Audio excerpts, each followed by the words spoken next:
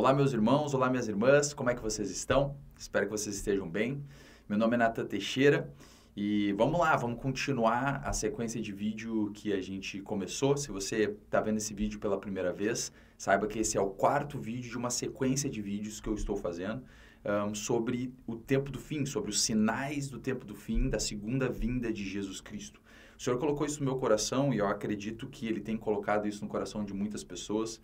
Não é por acaso que a gente vê esse assunto sendo cada vez mais, estando mais presente nas mensagens dos irmãos, dos pastores, das igrejas e tal. E acredito que não é por acaso, como a palavra de Deus fala, né? Aquele que tem ouvidos, ouça o que o Espírito diz à igreja. Acredito que o Senhor está chamando a sua igreja a prestar mais atenção no tempo que nós estamos vivendo e nos lembrarmos, relembrarmos ou focarmos pela primeira vez nos sinais que a palavra de Deus nos traz, que precedem e que nos mostram que sim, o Senhor está voltando. Que Jesus está voltando, todos nós que somos cristãos sabemos. Mas a verdade é que o Senhor estabeleceu sinais específicos para que a gente pudesse estar ciente em que tempo Ele estará voltando. É verdade que não temos como nós determinarmos exatamente o dia, a hora ou o momento específico, a data em que Jesus vai voltar. Jesus mesmo falou em Mateus 24 que do dia e da hora nem Ele sabia, nem os anjos do céu, somente o Pai sabia. Quando seria isso, certo? O dia da sua segunda vinda, onde o reino de Jesus Cristo será estabelecido nessa terra. Mas, ao mesmo tempo, mesmo que a gente não saiba exatamente a data ou o horário exato, a verdade é que o Senhor deixou sinais explícitos na sua palavra, para que a gente pudesse conhecer em que tempo nós estamos vivendo, certo? Então, o Senhor colocou no meu coração para a gente estar falando sobre isso. Os primeiros 3 vídeos se chamam Segunda Eficácia de Satanás, tá? Esses 3 primeiros vídeos, basicamente o ponto que eu quis trazer é mostrar como, primeiro, é importante a gente moldar a nossa visão de vida de acordo com essa perspectiva da segunda vinda de Jesus, mas não só isso, a gente poder estar ciente de que a vinda do anticristo, a vinda desse último reinado na terra antes de Jesus Cristo se manifestar, ele vai acontecer pela eficácia de Satanás sobre o domínio dos homens. Então, como tem homens diretamente envolvidos para, de maneira proposital, estabelecer o reinado do diabo nessa terra. Então, eu falei sobre isso e o último vídeo que eu postei para mostrar esse ponto é o testemunho de um ex-satanista, ex-Illuminati, ex-bruxo que se converteu e ele basicamente fala sobre como existem esses grupos de pessoas de muito poder aquisitivo que dominam muitas coisas em nosso mundo e eles estão de maneira ativa e proposital querendo estabelecer o reinado do diabo nesse mundo. A partir de hoje, eu vou levar a gente por uma outra linha, tá? Eu agora quero focar nas profecias bíblicas. O que a Bíblia fala para nós acerca da vinda do Senhor? A verdade é que se eu perguntasse para você, em que tempo profético tu estás vivendo hoje? Se eu te perguntasse, onde nós estamos vivendo? Na cronologia das profecias bíblicas, onde que nós nos encontramos? Você saberia dizer onde a gente se encontra? Porque a verdade é que tem como você abrir a Bíblia e apontar o dedo e achar onde tu se encontra na cronologia bíblica das profecias.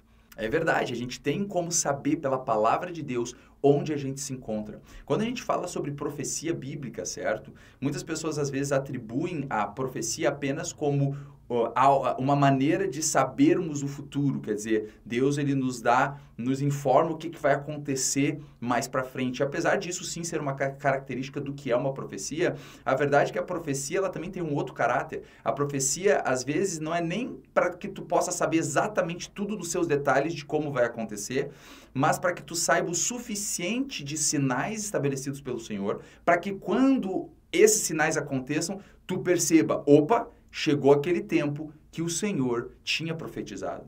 E a verdade é que nós, como filhos de Deus, temos que estar cientes. De novo, se tu não está ciente acerca do tempo profético que tu está vivendo hoje, se tu não sabe dizer onde nós estamos hoje na cronologia profética, onde nós nos encontramos, o que já se cumpriu, o que ainda falta se cumprir para que Jesus volte, isso é uma das razões do porquê tem muita confusão no meio da igreja acerca dos sinais da vinda do Senhor. As pessoas começam a acreditar em coisas que não têm fundamento bíblico ou começam a querer esperar que certas profecias se cumpram quando outras profecias que antecedem estas ainda não aconteceram, certo? E a gente não deve ser ignorante, irmãos, a gente deve conhecer as profecias bíblicas, certo? Aqui no capítulo 16 de Mateus, versículo 1, fala assim: E chegando-se os fariseus e os saduceus para tentarem Jesus, pediram-lhe que lhes mostrasse algum sinal do céu. Basicamente, o que eles queriam é que Jesus mostrasse algum sinal dos céus, que ele pudesse manifestar um sinal que comprovasse que ele era realmente o Messias. E Jesus fala assim: Mas ele respondendo, disse-lhes: Quando é chegada a tarde, dizeis: Haverá bom tempo, porque o céu está rubro. E pela manhã, hoje haverá tempestade, porque o céu está de um vermelho sombrio.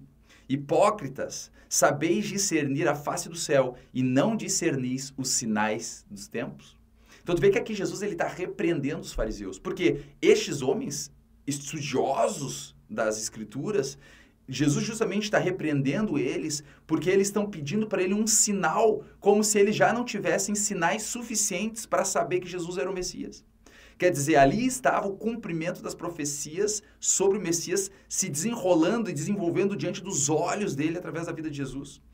E eles não perceberam que Jesus era o Messias. E aqui Jesus repreende eles, porque eles não discerniam os sinais dos tempos. E a verdade é que isso aí não é uma repreensão apenas feita para os fariseus, o Senhor requer de nós isso também. Aliás, em Mateus 24, um dos capítulos onde o Senhor está falando sobre a sua segunda vinda e os sinais que antecederiam a vinda dele, ele fala, olha, aprendei a parábola da figueira, como eu falei já em outros vídeos.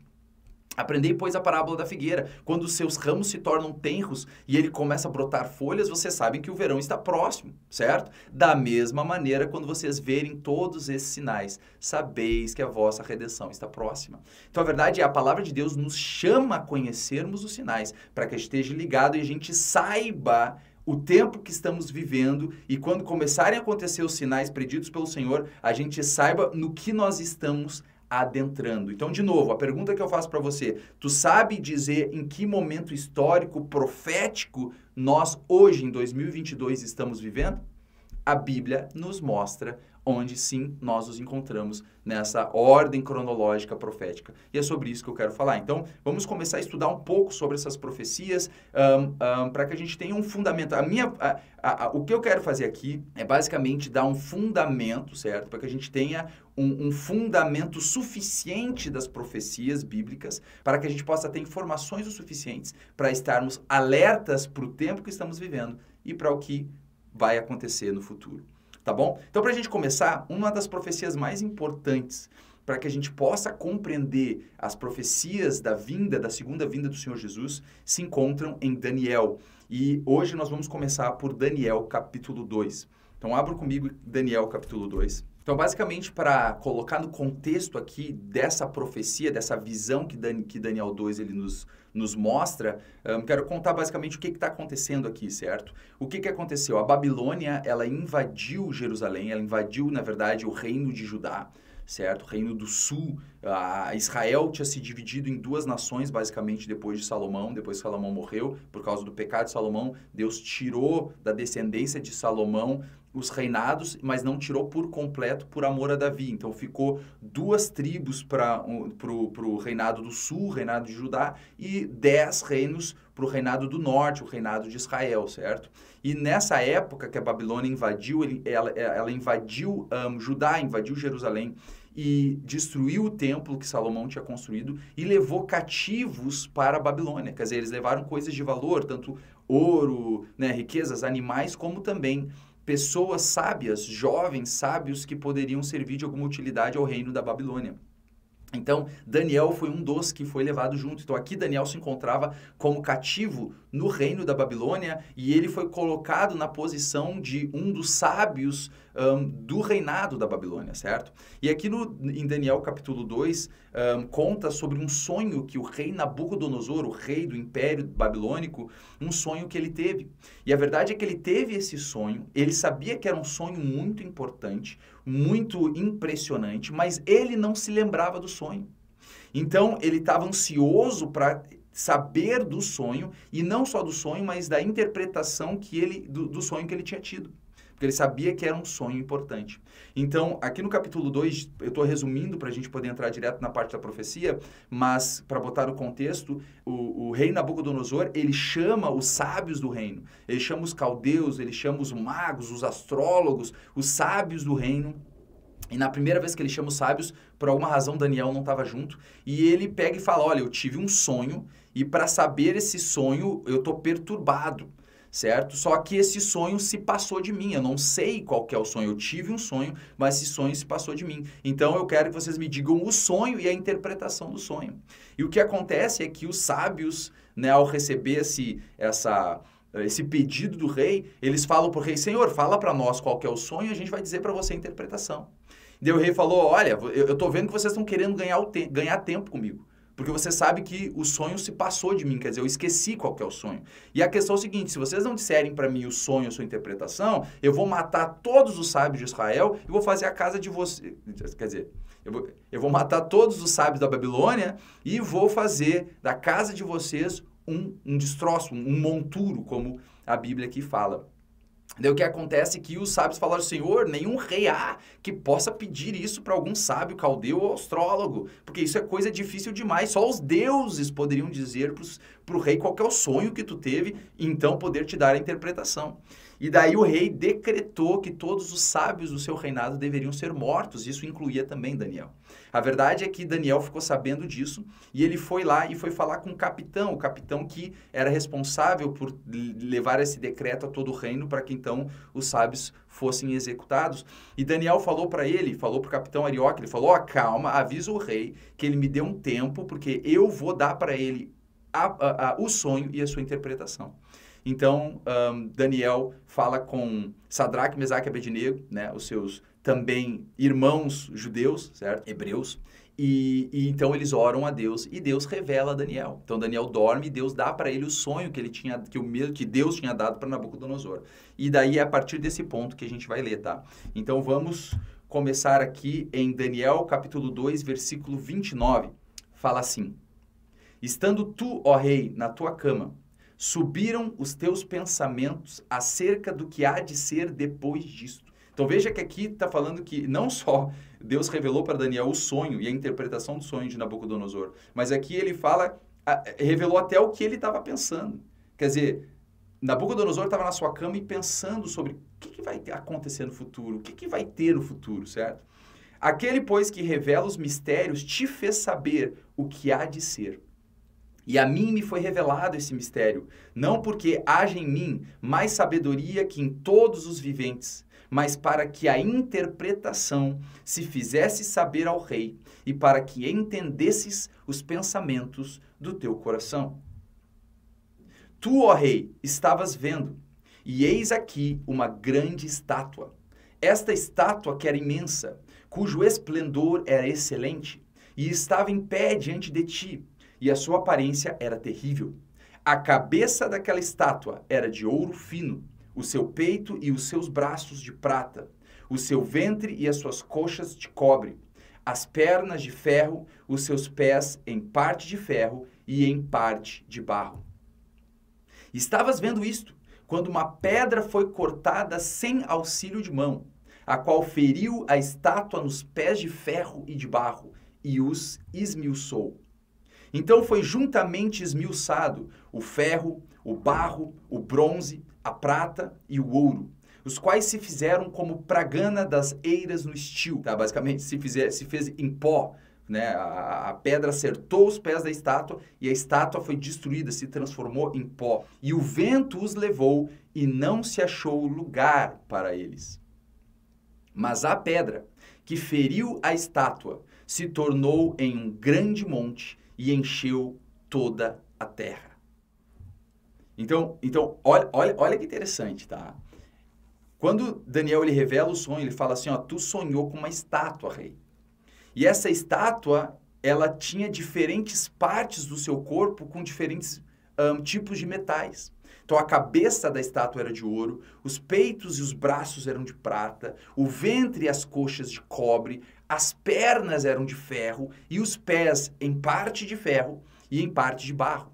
E quando ele estava vendo essa visão, na visão dele, no sonho dele, veio uma pedra que foi lançada sem mãos, quer dizer, nenhum homem lançou aquela pedra ela veio sozinha. E ela veio e acertou os pés da estátua, e quando ela acertou os pés da estátua, toda a estátua foi destruída. Mas a própria pedra que tinha acertado os pés da estátua, ela cresceu, encheu a terra e se transformou em um grande monte. Então, aqui nós vemos o sonho. Aqui, basicamente, Daniel está revelando ao rei o sonho que ele tinha tido. E agora ele fala assim, este é o sonho, também a sua interpretação diremos na presença do rei. Então, a partir de agora, nós vamos ver a interpretação que Deus deu a Daniel acerca do sonho que Nabucodonosor tinha recebido. Tu, ó rei, és rei de reis, a quem o Deus do céu tem dado o reino, o poder, a força e a glória. E onde quer que habitem os filhos de homens, na tua mão entregou os animais do campo e as aves do céu, e fez que reinasse sobre todos eles. Tu és a cabeça de ouro. Então, olha que interessante. A partir desse momento, a gente vai começar a entender o que simboliza essa estátua e o que está querendo nos dizer o Senhor com essa visão. Certo? Então, uma coisa que a gente tem que prestar atenção aqui é justamente as diferentes partes da estátua que são feitas de diferentes tipos de metais, certo? De materiais. Porque cada um dessas partes da estátua de metais diferentes simbolizam coisas diferentes. Aqui ele fala o seguinte, tu és a cabeça de ouro. Então, o que ele está querendo dizer? Quando ele fala, tu és a cabeça de ouro, ele está mostrando que a cabeça de ouro, essa parte da estátua que era de ouro, simbolizava o quê? O reinado da Babilônia. Quando ele fala, tu és a cabeça de ouro, pode parecer que ele está falando de Nabucodonosor, o rei, a pessoa física Nabucodonosor. Mas a verdade é que, biblicamente falando, e vocês vão ver conforme a gente vai avançando nessa visão e também em outras profecias que a palavra de Deus nos traz, quando a Bíblia fala de um rei e de um reino, ele quase que fala como sendo uma coisa só. Por exemplo, aqui ele fala, tu és a cabeça de ouro, mas em outras profecias você vê que ele está falando sobre o reinado da Babilônia em si, não apenas o rei Nabucodonosor. Conforme a gente for avançando, vocês vão ver isso, que os outros reinados que ele vai falar depois, alguns tiveram mais de um rei, certo? Só que continua sendo representado por um tipo de material apenas, tá bom? Então aqui ele está falando, tu és a cabeça de ouro. Então a gente sabe que a cabeça de ouro dessa estátua, ela simboliza o reinado da Babilônia. E depois de ti se levantará outro reino inferior ao teu. E um terceiro reino de bronze, o qual dominará sobre toda a terra. Então, olha que interessante, tá? Com isso, a gente consegue ver que os diferentes tipos de metais, de materiais nessa estátua, está se referindo a reinos. Então, ele fala, olha, tu, ó rei, é a cabeça de ouro. Quer dizer, a Babilônia é a cabeça de ouro.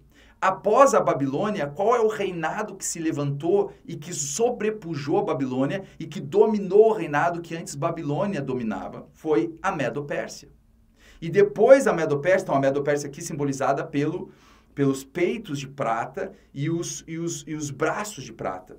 É muito interessante porque simboliza muito bem essa parte da estátua, porque aqui estamos falando de uma parte do corpo que tem dois braços, obviamente.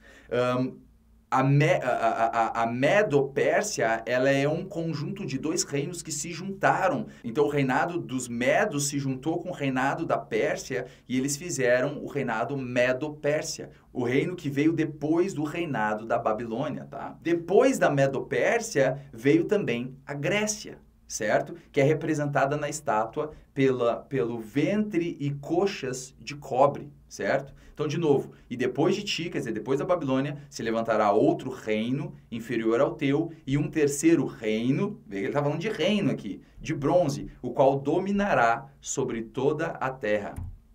Vamos agora resumir, então. Agora que a gente já sabe que a estátua e os diferentes tipos de materiais da estátua está falando de reinos, então vamos olhar com mais cuidado. Se a cabeça é a Babilônia, Então a gente sabe pela progressão de reinados que vieram depois que o próximo reino é a Medo-Pérsia. E depois da Medo-Pérsia veio a Grécia, certo? E depois da Grécia vem o quarto reino. E esse é um ponto que eu quero estabelecer aqui. Por que eu coloquei o quarto reino?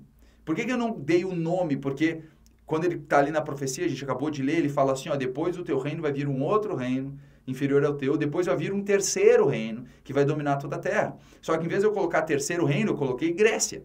Mas por que isso? Porque, biblicamente falando, esses três primeiros reinos, a Babilônia, a Medo-Pérsia e a Grécia, ela é nomeada pela Bíblia. Ela é chamada pelo nome em outras profecias bíblicas. Então, por exemplo, no capítulo 8 de Daniel, ele tem um sonho que basicamente mostra a passagem do reinado da Medo-Pérsia para o reinado da Grécia. Essa transição desses dois reinados. E ele dá nome aos bois. Ele fala, ó, esse é o reinado da Medo-Pérsia e esse outro, na visão, ele é um carneiro com 2 chifres e um bode com um chifre só. Esse carneiro com 2 chifres simbolizando a Medo-Pérsia e esse bode com um chifre só, que é Alexandre o Grande, simbolizando a Grécia, certo? E daí o bode vem e vence, quebra os 2 chifres do carneiro e basicamente esse bode vence, então, o carneiro, basicamente profetizando essa mudança de reinado que aconteceria entre o segundo reino e o terceiro reino, dando nome aos reinos, a Medo-Pérsia sendo vencida pela Grécia. Não só isso,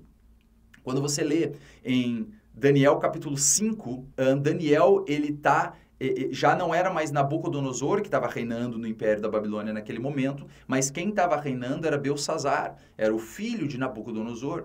E nesse capítulo fala de uma festa que o filho de Nabucodonosor deu, onde ele trouxe 1000 dos seus líderes, dos seus capitães, e ele bebeu vinho diante deles, eles começaram a beber, ele, os seus líderes e as mulheres e concubinas, basicamente estava fazendo uma festa regada à bebida. E ele teve a grande ideia de mandar trazer os utensílios do templo. Quer dizer, quando Nabucodonosor invadiu Jerusalém, ele trouxe os utensílios do templo santificados do Senhor para a Babilônia. E Belsazar, filho de Nabucodonosor, teve a grande ideia de chamar e mandar trazer esses utensílios para que eles bebessem nesses utensílios santificados do Senhor.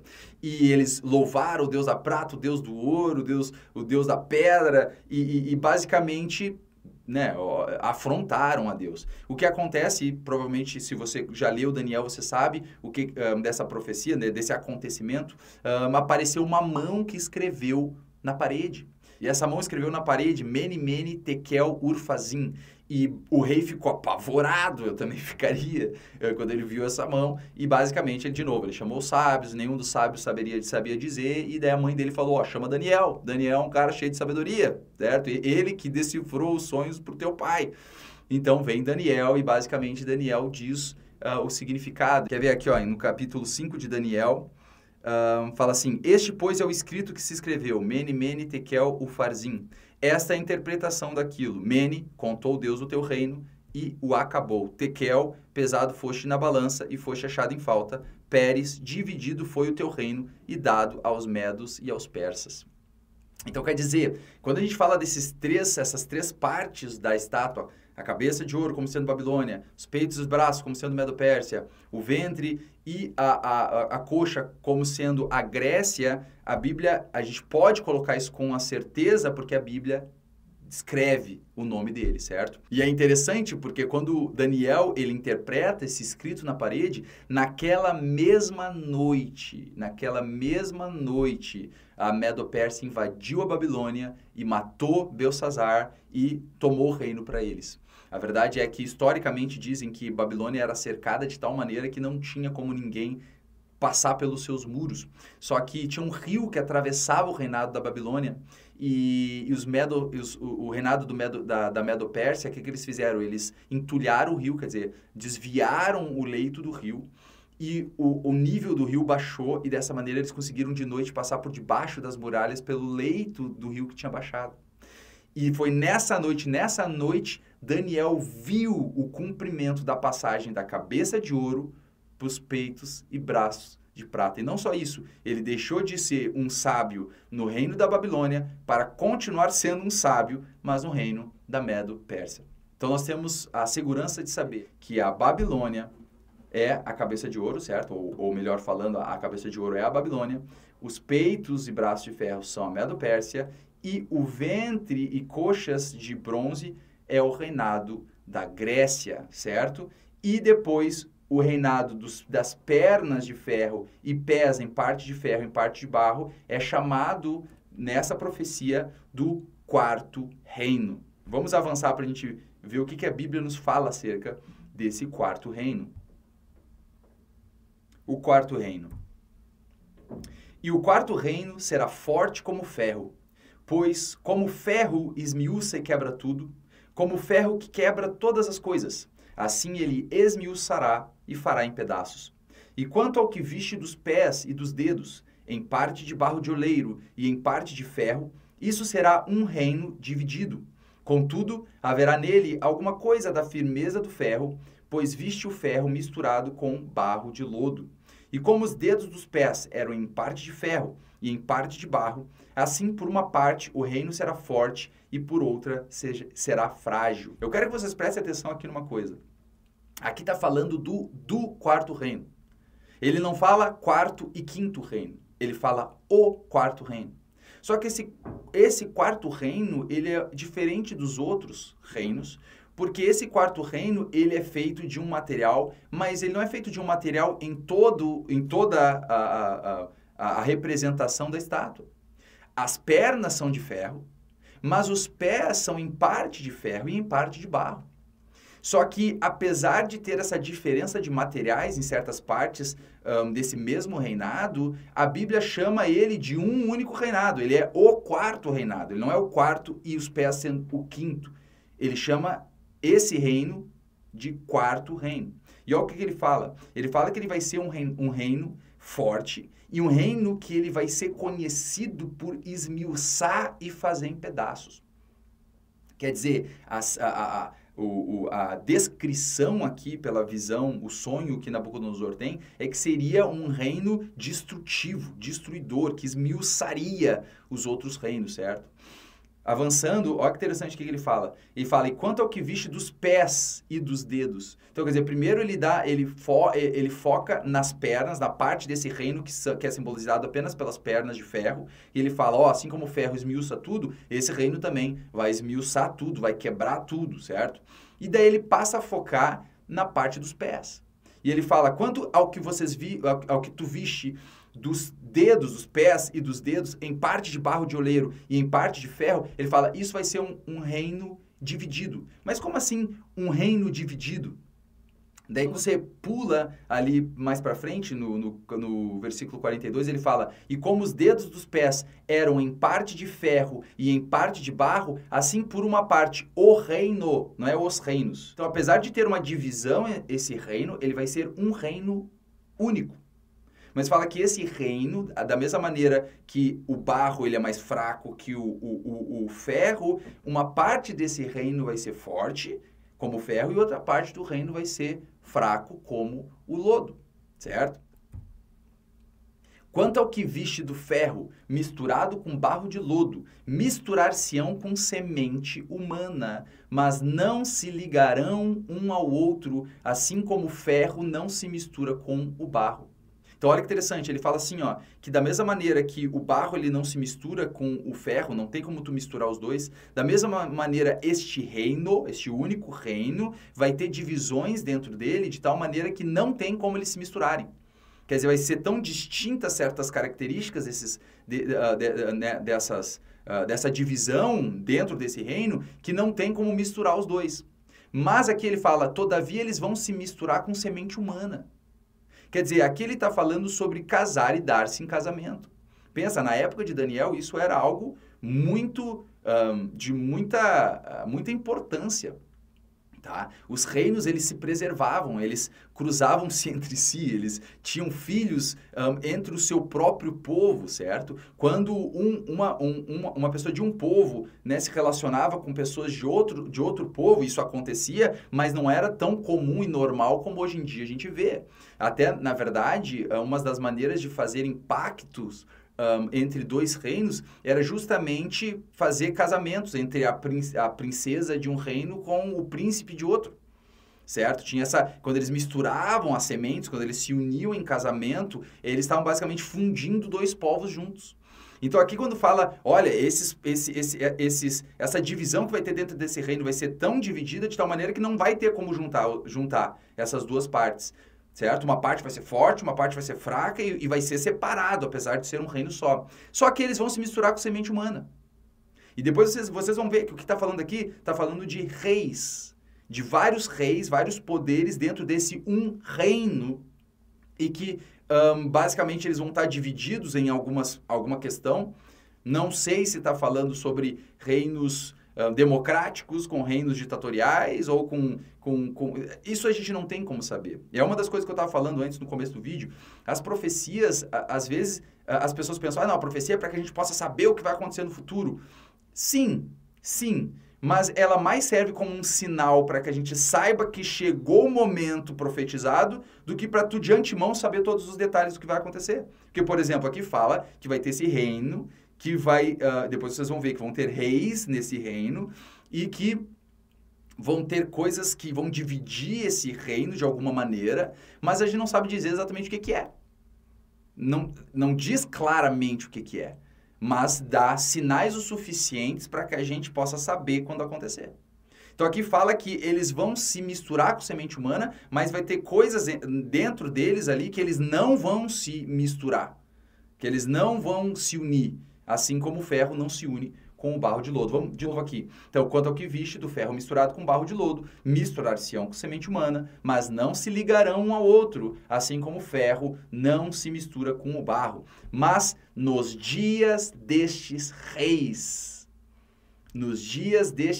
preste atenção nisso. Nos dias destes reis, o Deus do céu levantará um reino que não será jamais destruído, e este reino não passará a outro povo, esmiuçará e consumirá todos esses reinos, mas ele mesmo subsistirá para sempre. A pergunta que eu faço é, ele fala que nos dias destes reis, então em qual tempo, em qual reinado, nos dias de que reinado que Deus vai estabelecer o seu reino eterno? Nos dias destes reis. A Bíblia chama esse quarto reino como sendo um reino só, mas ele fala que nos pés da estátua vão ter vários reis. E esses vários reis não vão ser vários reinos, mas um reino só. Tá bom? O que no sonho de Nabucodonosor aconteceu nos pés da estátua, que seria a referência da qual Daniel aqui está trazendo a interpretação do reino de Deus sendo estabelecido. E não é um reino momentâneo, é um reino de Deus, divino e eterno. Eterno, que nunca mais vai passar a outro povo. É simbolizado pelo quê? Pela pedra que acertou os pés da estátua. Os pés que a pedra acerta e estabelece aquela montanha, aquele monte que enche toda a terra. Que está claramente falando sobre o reino de Deus, como vocês vão ver mais claramente mais para frente. Vamos avançar. Então eu quero que vocês prestem atenção nisso aqui, tá? Então, de novo, a cabeça, Babilônia. Os peitos e os braços de prata, Medo-Pérsia. Ventre, coxas de bronze, Grécia. E os pés, as pernas e os pés, o quarto reino. Só que olha que interessante, tá? O quarto reino, ele apesar de ser chamado pela Bíblia de quarto reino, não é quarto e quinto, ele claramente tem duas etapas diferentes. Diferente dos outros reinados, a Bíblia coloca o quarto reino como tendo duas etapas distintas, certo? Então a gente vê que a parte das pernas de ferro é a primeira etapa do quarto reino. É aquilo que Daniel falou um pouco antes, que é assim como o ferro destrói tudo, esse reino vai destruir, vai fazer em pedaços, vai esmiuçar os outros povos que ele enfrentar, certo? Mas daí depois ele fala e dá atenção aos pés da estátua, que é onde a pedra acerta. Então, claramente, a gente vê que o quarto reino, ele tem duas etapas distintas, tá? E, gente, o quarto reino é muito importante, tá? É muito importante a gente focar no quarto reino, porque ele é essencial para a gente entender em que tempo profético nós estamos vivendo, tá? E a pergunta que eu faço é, aonde a pedra acertou? A pedra acertou nas pernas? Não, a pedra acertou nos pés. A pedra acerta nos pés. Em qual das etapas essa pedra vem e acerta? Não é nas pernas, mas sim nos pés. Agora vamos falar um pouco sobre essa pedra, certo? Continuando. Da maneira que viste que do monte foi cortada uma pedra, sem auxílio de mãos, e ela esmiuçou o ferro, o bronze, o barro, a prata e o ouro, o grande Deus fez saber ao rei o que há de ser depois disso. Lembra que quando ele estava na cama dele, Daniel falou, você estava se perguntando o que vai haver depois disso? E exatamente o significado dessa profecia é mostrar o que aconteceria no futuro, nos últimos dias, certo? Não só a sucessão de reinos, mas a visão vai até o estabelecimento do reino de Deus nessa terra, o reinado eterno de Jesus Cristo. Deus fez saber ao rei o que há de ser depois disto. Certo é o sonho e fiel a sua interpretação. Agora a pergunta que fica é, o que simboliza a pedra?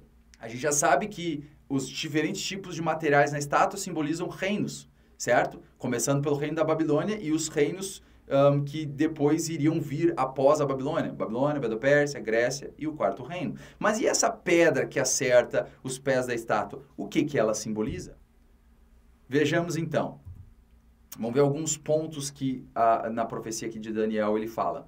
Primeiro, ela é cortada de um monte, tá? Acabou de falar aqui no último versículo que a gente leu, que ela foi cortada de um monte sem ajuda de mãos. Então, quer dizer, essa pedra que acerta os pés, certo? Ela vem de um monte, acerta nos pés e depois se transforma em um monte que enche toda a terra, tá? Avançando. Ela acerta a estátua nos pés e destrói toda a estátua. Não só destrói, ela faz a estátua em pó, tá? Importante que vocês entendam isso. Ela faz a estátua em pó. E ela se tornou um grande monte que encheu toda a terra. Então, olha que interessante. Ela saiu de um monte, bateu nos pés da estátua, né? Naquele reinado específico, nos dias daqueles reis, é onde a estátua vai bater, é onde a pedra vai bater na estátua, é nos dias daqueles reis, nos dias do reinado dos pés da estátua. A estátua é destruída, feita em pó, e a pedra que saiu do monte se torna em um grande monte na terra, de tal maneira que enche toda a terra. Em alguns lugares na Bíblia, o Senhor utiliza da imagem de monte para simbolizar algum reino ou reinado. Veja, isso aqui está em Apocalipse 17, 9 a 10. E esse capítulo, tá? Até mesmo essa passagem aqui, ela tem direta ligação com essa visão de Daniel 2. Para tu poder entender Apocalipse, você tem que entender as profecias de Daniel, principalmente. Você tem que entender porque elas têm correlação direta. Então, o versículo fala assim, aqui o sentido que tem sabedoria. As 7 cabeças são 7 montes sobre os quais a mulher está sentada. E são também 7 reis. 5 já caíram, 1 já é e outro ainda não é vindo. E quando vier, convém que dure um pouco de tempo. Não vou me aprofundar nessa profecia aqui, porque nós vamos falar dessa passagem no próximo vídeo. Mas avançando... Aqui mesmo, no contexto de Daniel 2, podemos ver que é disto que o Senhor se refere quando comparamos os versículos 34 a 35 com o versículo 44. Quer dizer, se tu vê no próprio contexto aqui de Daniel capítulo 2, você vê que esse monte está se referindo a um reino, certo? Ao reino de Deus. Então vejamos, vamos comparar de novo. Estavas vendo isto quando uma pedra foi cortada, sem auxílio de mão, a qual feriu a estátua nos pés de ferro e de barro e os esmiuçou. Então foi juntamente esmiuçado o ferro, o barro, o bronze, a prata e o ouro. Mas a pedra que feriu a estátua se tornou grande monte e encheu a terra. Daí quando a gente pula para o versículo 44, que é quando Daniel está dando a interpretação, ele fala, mas nos dias destes reis, a gente já falou sobre isso, quais reis? os reis dos pés da estátua. Nos dias destes reis, o Deus do céu levantará um reino que não será jamais destruído. E este reino não passará a outro povo, esmiuçará e consumirá todos estes reinos, mas ele mesmo subsistirá para sempre. Veja que quando ele fala desse reino sendo estabelecido, ele fala que esse reino vai ser estabelecido esmiuçando todos os outros reinos, certo? E o que a gente vê esmiuçando a estátua é a pedra. A pedra acerta os pés da estátua, destrói toda a estátua, ou em outras palavras, destrói todos os reinos, certo? E ele mesmo se torna num grande reino, um grande monte que enche toda a terra, certo? Daí que fala aqui então que ele consumirá todos esses reinos, mas ele mesmo subsistirá para sempre. Bem, já sabemos que o monte que a pedra se torna está falando do reino de Deus que será estabelecido nessa terra, certo? O reinado de Jesus Cristo. Mas essa pedra que estabelece este reino é quem? Provavelmente você já deve estar sabendo quem é. Mas vamos ver uns versículos que confirmam isso. Diz-lhe Jesus. Então aqui Jesus está falando com os fariseus, certo? Ele disse o seguinte: nunca lestes nas Escrituras a pedra que os edificadores rejeitaram, essa foi posta por cabeça do ângulo, ou em outras traduções, como cabeça de esquina? Pelo Senhor foi feito isto, e é maravilhoso aos nossos olhos. Portanto, eu vos digo que o reino de Deus vos será tirado e será dado a uma nação que deu seus frutos. E quem cair sobre essa pedra, despedar-se-á, e aquele sobre quem ela cair, ficará reduzido a pó. Olha que interessante. Aqui Jesus está falando, olha, vocês nunca leram lá em Salmos? Que fala que a pedra que os edificadores rejeitaram, essa é colocada como principal de esquina, certo? E olha que interessante que ele fala, essa pedra, aquele que cair sobre ela vai se despedaçar. Mas aquele a quem a pedra cair sobre vai ser feito em pó. O que a gente vê na visão de Daniel?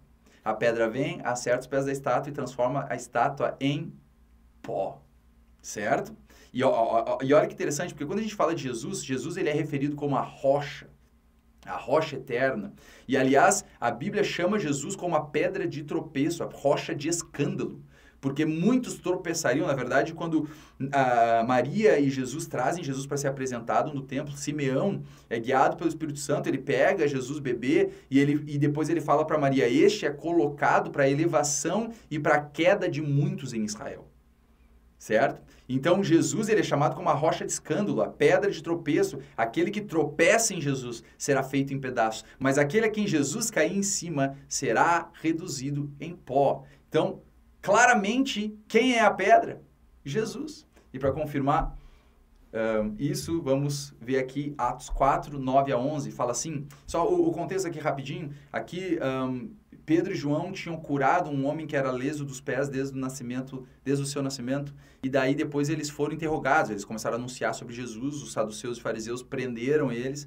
E daí foram interrogar eles acerca do que eles tinham feito. E daí aqui é a resposta de Pedro para eles. Ele fala assim, visto que hoje somos interrogados acerca do benefício feito a um homem enfermo e do modo como foi curado, seja conhecido de vós todos e de todo o povo de Israel, que em nome de Jesus Cristo, o Nazareno, aquele a quem vós crucificastes e a quem Deus ressuscitou dentre os mortos, em nome desse é que este está são diante de vós.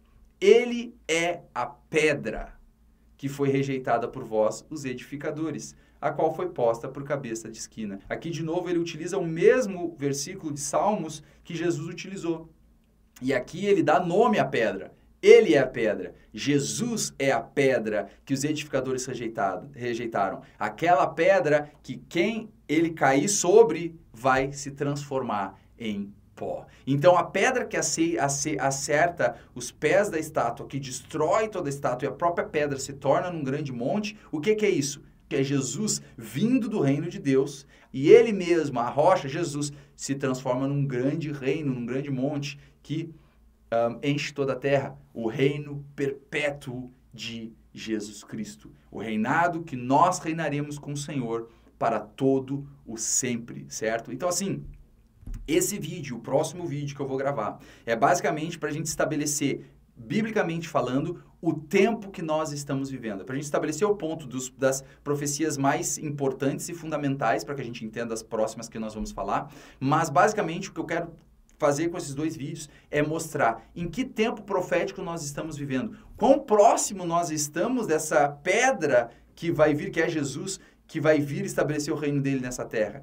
Se essa pedra ela vai vir no tempo desse reinado representado na visão, no sonho de Nabucodonosor, como sendo os pés da estátua, quando vai acontecer isso?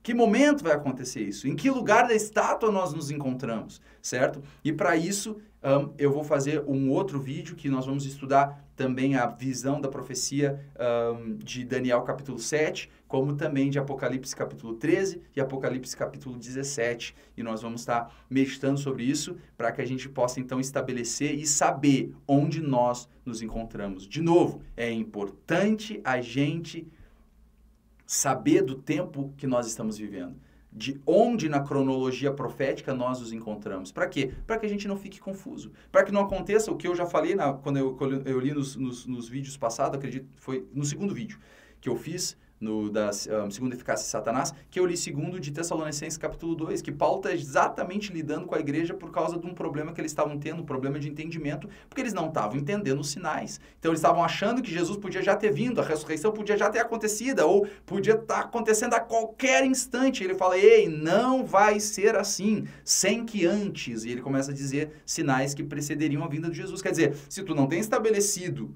os tempos que tu está vivendo, o que já se cumpriu, o que ainda falta se cumprir, tu não tem como ter certeza de estabelecer em que momento profético tu está vivendo. Como você vai se preparar para o tempo que tu está vivendo.